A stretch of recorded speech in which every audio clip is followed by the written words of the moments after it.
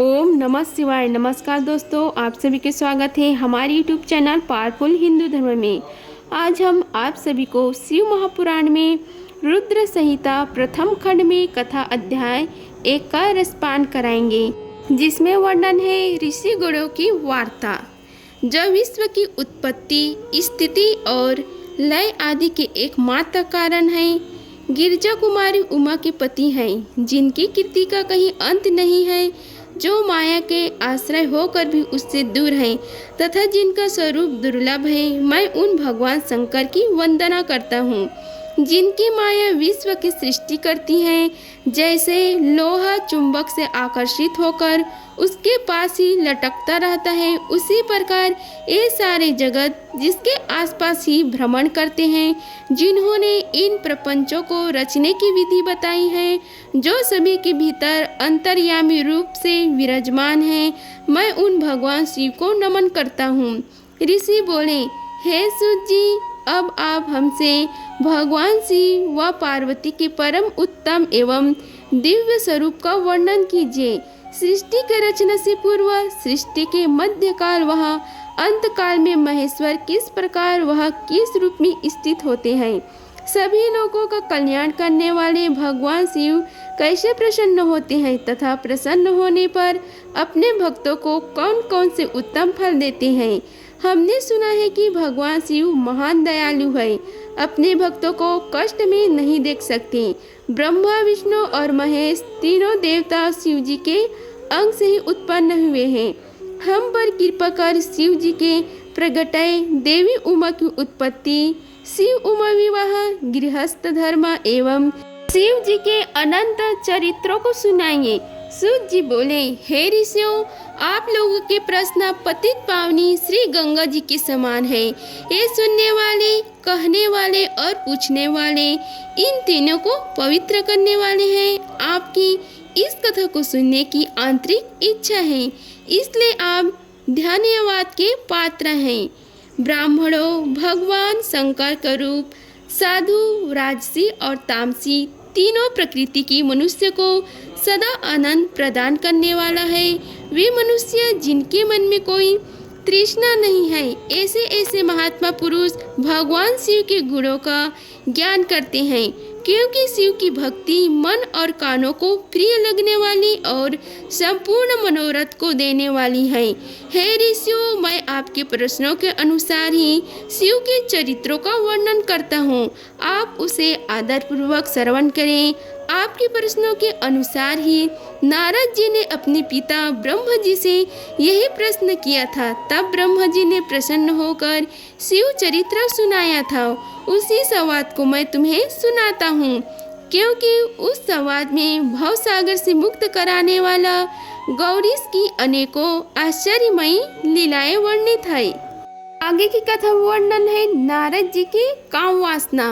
सूत जी बोले, हे ऋषियों, एक समय की बात है, ब्रह्मपुत्र नारद जी हिमालय पर्वत की एक गुफा में बहुत दिनों से तपस्या कर रहे थे। उन्होंने धीरतापूर्वक समाधि लगाई थी और तप करने लगी थी। उनके उग्र तप का समाचार पाकर देवराज इंद्र कांप उठे। उन्होंने सोचा कि नारद मुनि मेरी स्वर्गलोक की राज्य को छीनना चाहते हैं।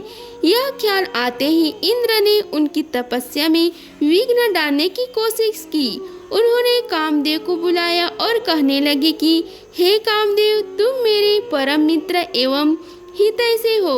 नारद हिमाचल पर्वत की गुफा में बैठकर तपस्या कर रहा है। कहीं ऐसा न हो कि वह वरदान में ब्रह्म जी से मेरा स्वर्ग का राज्य ही मांग बैठे, अतः तुम वहां जाकर उसका तप भंग कर दो। यह आज्ञा पाकर कामदेव वसंत को साथ ले बड़े गर्व से उस स्थान पर गए और अपनी सारी कलाएं रच डाली।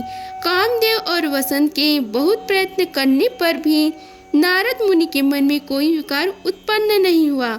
महादेव जी के अनुग्रह से उन दोनों का गर्व चूर्ण हो गया।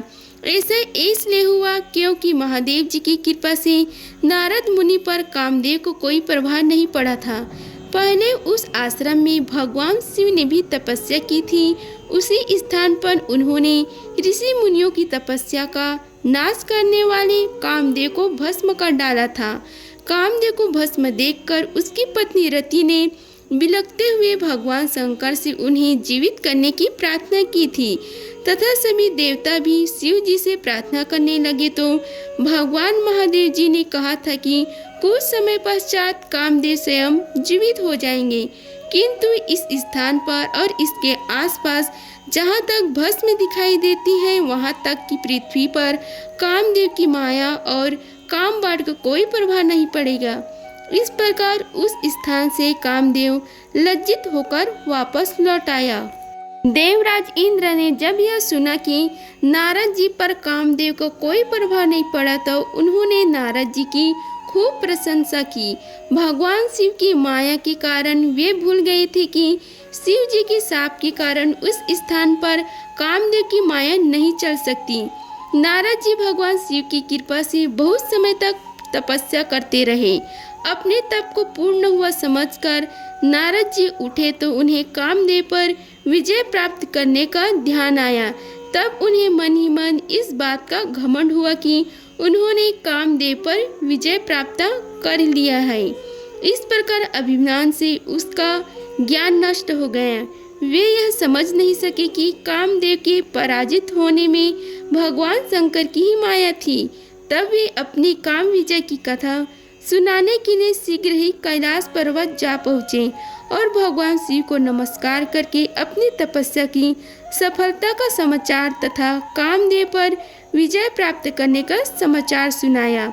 यह सब सुनकर महादेव जी ने नारद की प्रशंसा करते हुए कहा कि हे नारद जी, आप परम धन्य हैं, परंतु मेरी एक बात याद रखना कि यह समाचार किसी अन्य देवता को मत सुनाना, विशेषकर भगवान विष्णु से तो इस बात को कदापि न कहना। यह वृत्तांत सबसे छिपाकर रखने योग्य है। तुम मेरे प्रिय हो, इसलिए मैंने तुम्हें यह आज्ञा देता हूँ कि यह बात किसी के सामने प्रकट मत करना। परंतु वे तो शिव की माया से मोहित हो चुके थे, इसलिए उनकी दी शिक्षा को ध्यान में न रखते हुए वे ब्रह्मलोक को चले गए। वहाँ ब्रह्म जी को नमस्कार कर बोले, मैंने अपने तपोबल से कामदेव को जीत लिया है। यह सुनकर ब्रह्म जी ने भगवान शिव के चरणों का चिंतन करके सारा कारण जान लिया तथा अपने पुत्र नारद को यह सब किसी और से कहने के लिए मना कर दिया। नारद के मन में अभिमान के अंकुर उत्पन्न हो गए थे, जिसके फलस्वरूप उनकी बुद्धि नष्ट हो गई थी। वे तुरंत विष्णुलोक पहुंचकर भगवान विष्णु को यह सारा किस्सा सुनाना चाहते थे। अतः शीघ्र ही वे ब्रह्मलोक से चल दिए। नारद मुनि को आते देखकर भगवान विष्णु सिंहासन से उठ खड़े हुए। उन्होंने नारद को गले लगा लिया और आदर सहित आसन पर बैठाया। भगवान शिव के चरणों का स्मरण करके भगवान विष्णु ने नारद जी से पूछा, नारद जी, आप कहाँ से आ रहे हैं और इस लोक में आपका शुभ आगमन किस लिए हुआ है? यह सुनकर नारद जी ने अहंकार सहित अपने तप के पूर्ण होने एवं कामदेव पर विजय प्राप्त करने का समस्त हाल उन्हें कहकर सुनाया।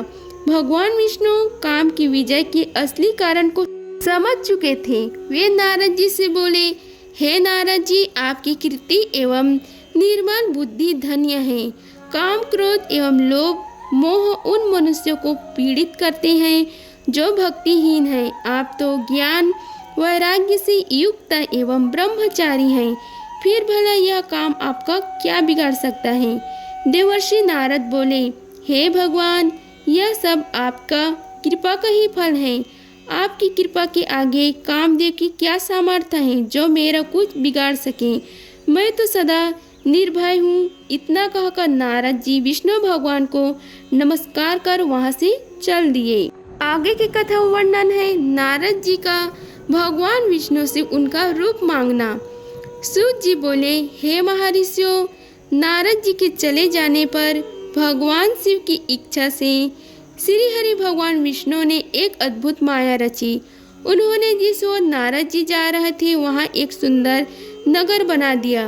वह नगर वैकुंठ लोक से भी अधिक रमणीय था।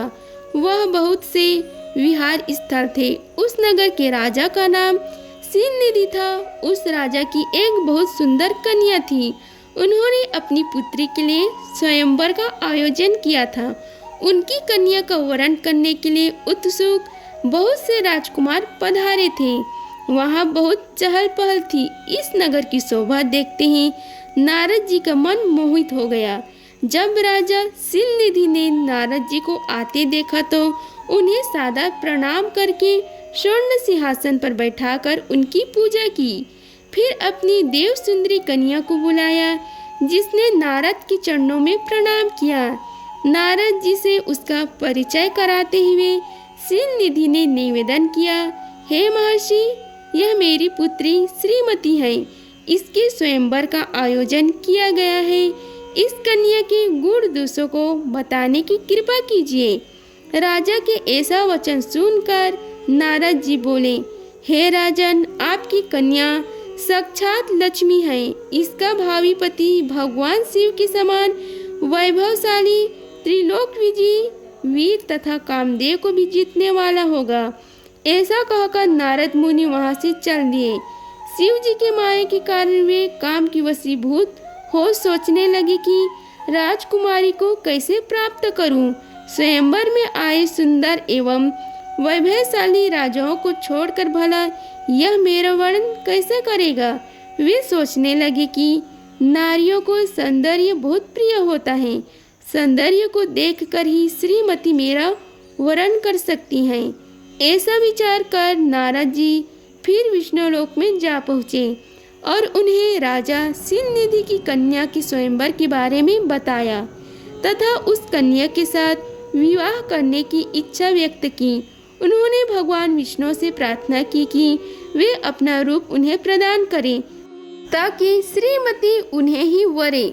सूत जी कहते हैं कि हे महर्षियों, नारद मुनि के ऐसा बात सुनकर भगवान मधुसूदन हंस पड़े और भगवान शंकर के प्रभाव का अनुभव करके उन्होंने इस प्रकार उत्तर दिया।